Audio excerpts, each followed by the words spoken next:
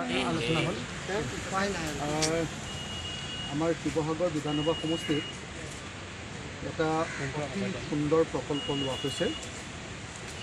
মই বিধায়ক হিচাপে প্ৰথম দিনটোৰ পৰা যিবিলাক দাবী উত্থাপন কৰি আহিছিলোঁ যে শিৱসাগৰৰ টুৰিজিমক বিকাশ কৰিবৰ কাৰণে আমি কিছু বিশেষ প্ৰকল্প ল'ব লাগিব আৰু যিখিনি কথা কৈছিলোঁ সেই আটাইবিলাক প্ৰায় ইনক্লুড কৰি এটা প্ৰকল্প ল'বৰ কাৰণে আজি সিদ্ধান্ত গ্ৰহণ কৰা হৈছে।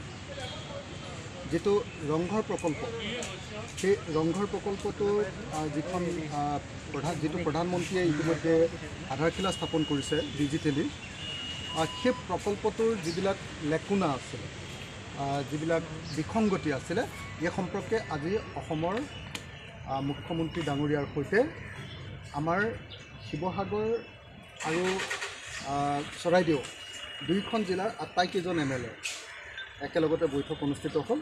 লগতে MPও আছিলে, দুজন MP আছিলে, তপন গগৈ ডাঙৰীয়া আমাৰ যোৰহাট লোকসভা সমষ্টিৰ, দেৱব্ৰত শইকীয়া আছিলে, মন্ত্ৰী যোগেন মোহন ডাঙৰীয়া আছিলে আৰু বাকী আটাইকেইজন MLA আছিলে।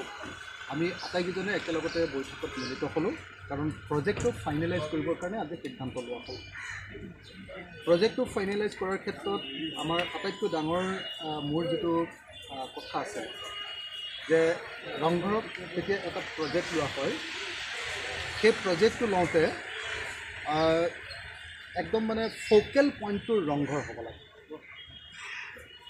ৰংঘৰৰ গুৰুত্বটো হ্ৰাস কৰি অন্য ঠাইলৈ লৈ যাব যদি খোজে, তেতিয়াহ'লে সেইটো আমাৰ ঐতিহ্যৰ প্ৰতি অন্যায় কৰা হয়। গতিকে ৰংঘৰটোক যাতে ফ'কেল পইণ্ট কৰি ৰখা হয়, তাৰ কাৰণে আজি সভাখনে সিদ্ধান্ত গ্ৰহণ কৰিছে। তাত যিবিলাক ডিজাইন বনাইছিলে, যেনেকৈ ধৰক আপোনাৰ গেষ্ট হাউচটো বনাইছিলে G+2, যিটো ৰংঘৰতকৈ অলপ, বা তাৰ যিটো ৱাটছ টাৱাৰ, ঘড়ীৰ যিটো ৱাটছ টাৱাৰ, সেই টাৱাৰটো ৰংঘৰতকৈ ওখ আছে।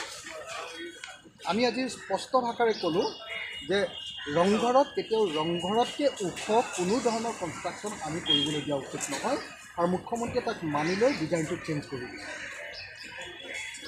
তাৰপাছত তাৰ যিবিলাক ঘৰ, আপোনাৰ যিমানবিলাক ঘৰ, তাতে সেই ঘৰবিলাকত মানে ৰংঘৰৰ আৰ্হিৰ ঘৰ বনাব খোজা হৈছে। আপুনি তাজমহল কেম্পাছত আকৌ এটা ডুপ্লিকেট তাজমহল বনাই যাব। ৰংঘৰ কেম্পাছৰ বাহিৰত যিটো ৰংঘৰ প্ৰজেক্ট ল'বলৈ লৈছোঁ, তাৰ গোটেই ডিজাইনটো, ঘৰবিলাকৰ নতুনকৈ বনাব খোজা ডিজাইনবিলাক চব ৰংঘৰৰ আছিলে।